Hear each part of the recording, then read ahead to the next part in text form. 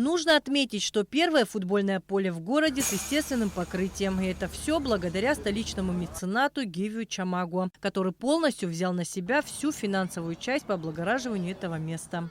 Проживаю в этом районе, и я когда увидел, что для детей уже небезопасно без ограждения играть на том поле, когда я и сам в детстве играл, потому что здесь плотность движения очень большая, и я решил вместе со своим сыном поговорили и приняли решение для себя, что хотим построить для детей здесь детский комплекс.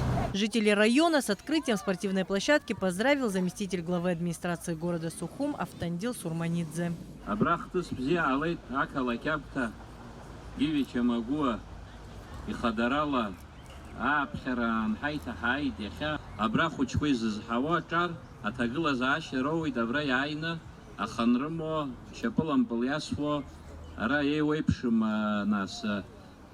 Зацорфирта айцарцик битоп баскетбол хезешто айцот волейбол хезешто айцот игбитакойти гирацок яха брепштазиша айцожбот харака лакягана хала акалака хадари табу бидудзан хях яхойт бре бизнес напялаку ачкун шараб хигуло. Пожелал успехов маленьким спортсменам, а точнее будущим футболистам президент Федерации футбола Абхазии Тараш Хагба.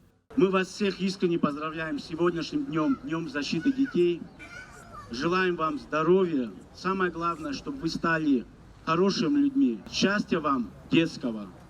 Мы хотим, чтобы наша молодежь шла вперед с гордо поднятой головой. Нужно отметить, что поле с естественным покрытием и на его строительство ушло немало времени и сил. Как нужно ухаживать за травой, рассказал тренер по футболу и по совместительству озеленитель футбольных полей Виктор Цулукия. Я предложил свои услуги, сказал, я помогу от себя, сделаю это поле. Мы взяли траву, получили, привезли из Москвы, и наш труд, результат сегодня. Среди гостей мероприятия директор детской юношеской спортивной школы города Сухум Татьяна Имухвари. Вся прелесть этой площадки в том, что она единственная у нас в городе с настоящим покрытием, с травой настоящей. Это не искусственное покрытие. И это покрытие, да, оно тяжелое в обслуживании, за травой нужно ухаживать, поливать, сеять и так далее. Но это земля настоящая, это единственное, что уменьшает риск травм. По словам мецената Гивия Чамагу, на строительство данного объекта было потрачено более 4 миллионов рублей. Если столичная администрация даст разрешение, то меценаты готовы расширить спортивную площадку и открыть здесь еще одно поле для баскетбола и волейбола.